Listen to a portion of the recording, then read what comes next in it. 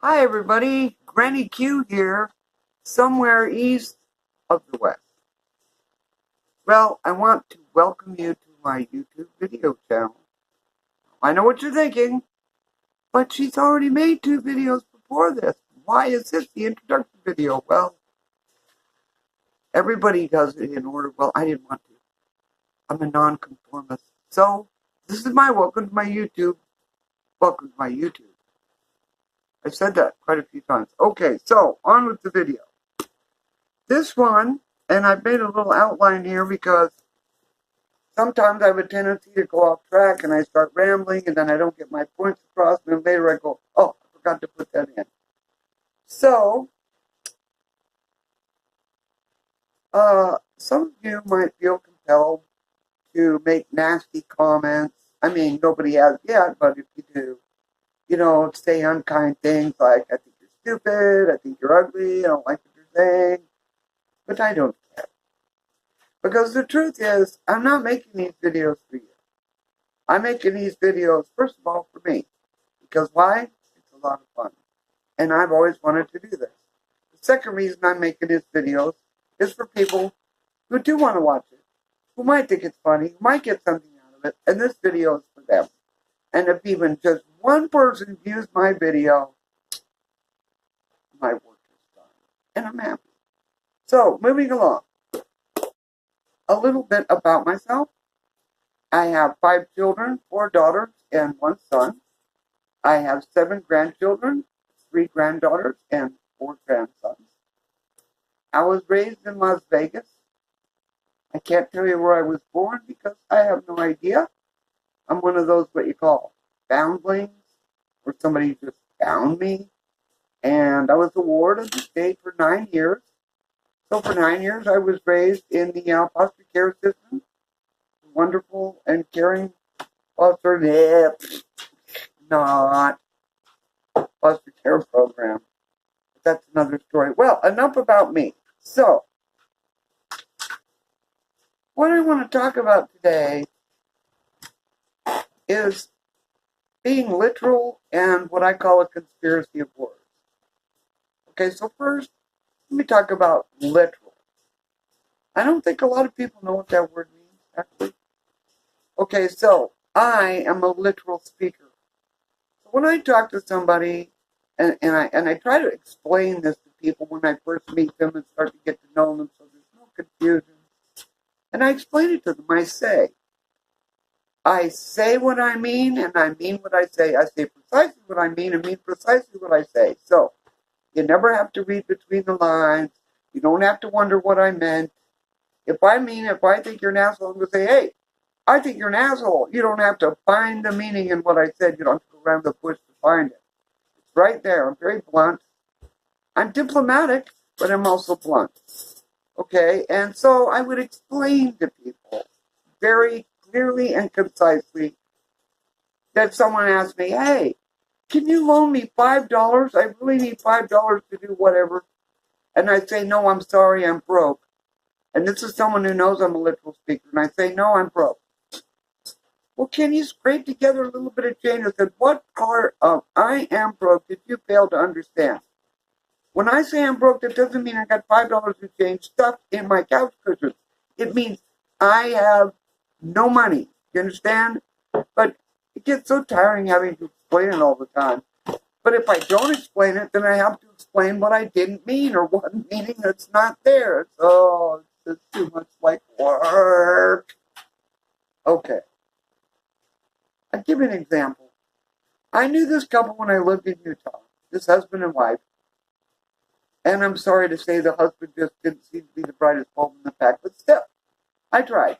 When I first met them and all the time they knew me, both of them knew I was a literal speaker. So one day I see them at the bus stop, at the bus station, getting off, wait for the next bus. And I had found out a friend of mine had been arrested. But I didn't know too much about it. So I went up and I told them, because they were friends of his too, and I said, hey, did you hear, I just found out so-and-so got arrested. And the wife says, really? What happened? I said, well, here's all I know. I explained he got arrested. They came to his work. They took him out in handcuffs. being held for arraignment, and he doesn't have, nobody can visit him. And that's all I know. The husband says, well, what did he do? Okay, I'm going to say this one more time, I told him. This is all I know. They came to his work, they took him out in handcuffs, and I repeated what I said again. Incredibly, this man says, but when's he going to get out? When's he going to go to trial? Why did this happen? Why did that happen? And I said, oh my God, I can't do this. I said to his wife, you explain it to him, and I walked away. Okay, this to me is very frustrating. And it happens quite frequently. I'm like, stuck between a rock and a hard place. You explain it or don't explain it. Either way, I end up explaining something. Because why? Don't you understand your own language? Why don't you understand what you're speaking and listening and hearing, listen to? Why? Okay. Well, I got to tell you, it's very confusing. Okay, like terminology. This is the conspiracy of words I'm talking about. Okay, now when I was a teenager and a young adult, you didn't see this rapid change in terminology the way you do now. I mean, tomorrow, something that meant something today could mean something else completely by tomorrow. I give an example. When I was a kid, flip-flops that people wear. When I was a kid, we called those zoris. Why? Because they came from Japan, and in Japan they were called zoris. They can't attribute this creation to one person because it goes back so far, they don't know who created it. So we called them zoris. And then I guess it became kind of Americanized, and, by the time I was a teenager, they were calling them thongs. Yes, you've heard me right, people who wear them, those underwear. They were called thongs for years, maybe 20 years they were called thongs. Then somebody, probably a man, got the idea to take the G-string worn by Las Vegas showgirls and strippers and make underwear for women and call them thongs. We certainly can't call our footwear what we call our underwear now, can we? So then they became flip-flops. But really they should be flat-flaps because the sound doesn't change. If you pay attention, the sound comes from it coming up from the floor and hitting your heel. And each time it hits your heel, it makes exactly the same sound. It doesn't go flip, flop, flip, flop. And it makes no noise like that when it hits the floor. It just doesn't if you pay attention and watch it. And to me, it sounds more like flap, flap, flap, or at least flip, flip, flip. No, they're flip-flops. So if somebody comes up with something else called flip-flops, I'm wondering what they're going to call them. Another one. Now, I've been hearing this for a few years. I heard it first back in Utah, about 9 or 10 years ago. And this guy was racing around our apartment, one of our roommates, going, where's my headphones? Where's my headphones? And I said to him, when did you get headphones? He goes, you've seen me wear them a million times. I said, no, I've never seen you wear headphones a day in my life. He goes, yeah, I wear them to the store when I listen to my music and put them in my ears. I said, oh, earbuds. Yeah, that's what I mean, earbuds. I said, but you didn't say earbuds, you said headphones. You know what I mean. Okay, people always go, you know what I mean. But then when you try to assume that you know what the person meant, they say, no, that's not what I meant. Why don't you just ask me? What? Oh my God. And then another conversation I heard, and I was trying to figure this out. I said, okay, you're saying that now earbuds are called headphones. Yes. Okay, so if I go to the store, let's say I go to the electronics department of Walmart, and I ask the clerk to show me to the headphones, they're going to show me to the earbuds. Yes. Well, then how do I get to the headphones? Because you just ask them for the headphones. But they're going to take me to the earbuds. So if I want headphones, what do I say? Stereo earmuffs? Do I say, what? What do I say? Portable stereo headset? No, he said, you just explain it to him. There we are with the explaining again. Okay, so I actually went to Walmart, to the electronics department, and guess what? The earbuds, it says on the package, earbuds. And on the headphones, it says headphones. So this time I'm right, okay? But it's very frustrating to me sometimes that, I feel like I have to explain, and it's exhausting. So this is why sometimes I just want to be by myself because I Don't want to keep explaining. Okay, so now I would like to end this on a positive note. Now, I think being nice is wonderful. Okay, and it pays off. Being nice really pays off. Like, maybe you said something nice to the waitress or the clerk in the store, or you wrote a comment thing, and put it in for their boss to see. I do stuff like that all the time because it's nice when the person finds out about it. It makes them feel good, and you feel good about doing it. So anyway, the other day I had to call up United Healthcare, and I kind of dreaded it because I thought I'm going to get one of those automated services that go, your phone call is very important to us. And, listen to this horrible elevator music while we leave you on hold for the next 6 days. While we try to find a living person for you to talk to. No, never going to happen.